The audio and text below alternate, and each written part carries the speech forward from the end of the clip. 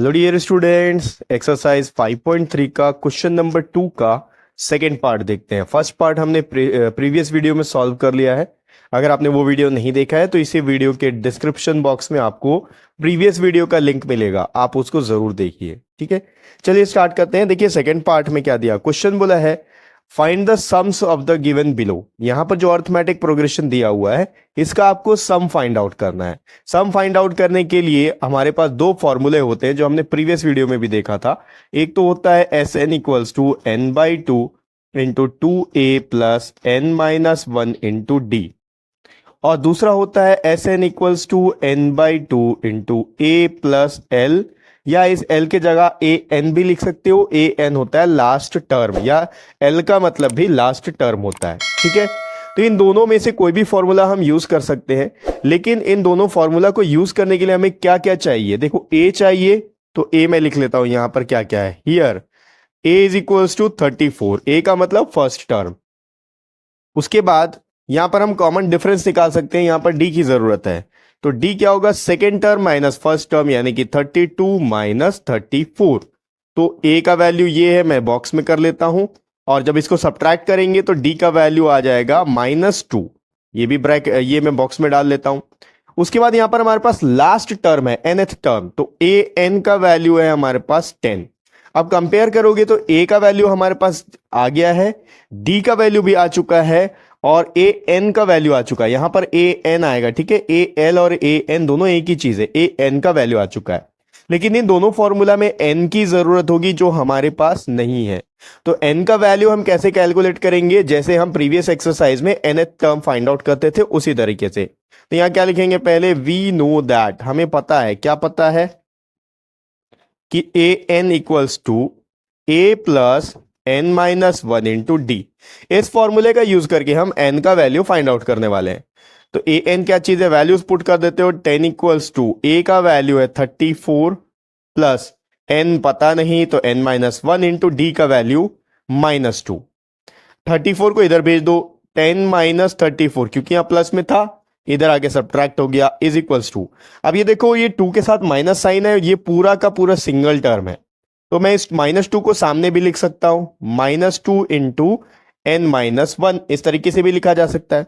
अब यहां क्या होगा, 34 में से 10 गया तो -24 is equals to -2 into N minus one. ये माइनस से ये माइनस कैंसल हो गया, 2 यहां पर n-1 के साथ मल्टीप्लाई हो रहा है, अगर लेफ्ट साइड लाएंगे तो डिवाइड हो जाएगा, तो ये हो गया 24/2 इक्वल्स टू n-1। 2 1 जा 2, और ये हो गया 2 1 जा 2, 2 2 जा 4, तो यहां पर आ गया 12। इसको मैं ऐसे लिख रहा हूं, n-1 equals to 12।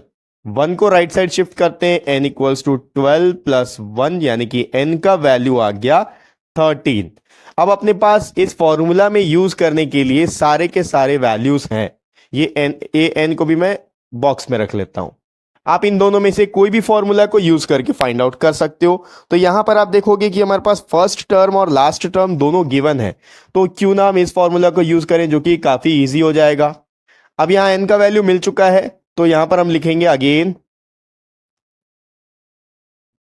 We know that, हमें क्या पता है, S N equals to N by two into A plus L. अब आप यहां एल लिख लो या ए एन लिख लो, दोनों का मतलब होता है लास्ट टर्म, यानी कि nth टर्म, तो ए एन का मतलब ए एल ही एल ही होता है। वैल्यूज पुट करते हैं, एस एन यानी कि एस एन का वैल्यू अभी हमने फाइंड किया 13 इज इक्वल्स टू 13/2, ए का वैल्यू है यहां पर 34 प्लस एल यानी कि लास्ट टर्म अपने पास है ए एन का वैल्यू ये है 10।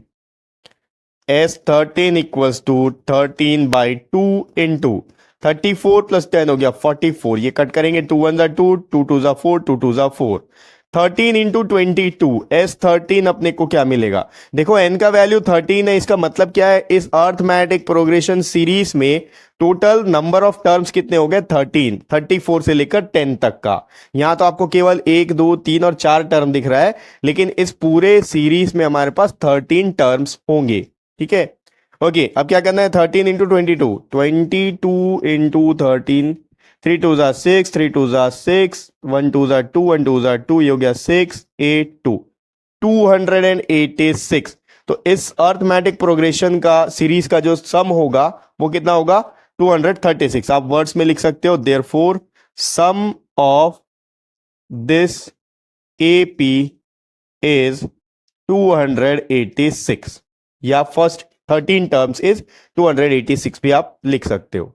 ठीक, तो ये हो गया एक्सरसाइज 5.3 का सेकंड क्वेश्चन का सेकंड पार्ट। नेक्स्ट वीडियो में अपन इसका अगला पार्ट देखेंगे और नेक्स्ट वीडियो का लिंक आपको इसी वीडियो के डिस्क्रिप्शन बॉक्स में मिल जाएगा।